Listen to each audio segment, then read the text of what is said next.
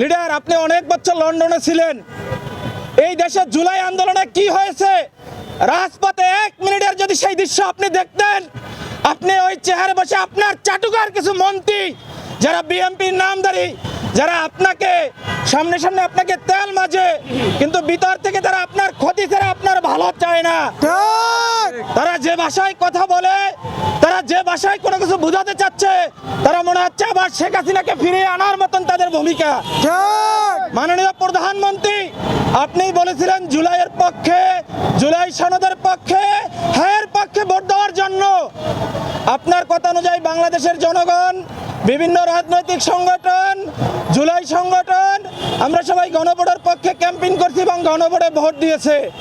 মাননীয় প্রধানমন্ত্রী, আপনার দৃষ্টি আকর্ষণ করে বলতে চাই, বিভিন্ন শহীদ পরিবার, জুলাই যোদ্ধাদের পক্ষ থেকে বলতে চাই, আপনাদের কাছে আমাদের কোনো চাওয়া পাওয়া, কোনো দাবি নাই।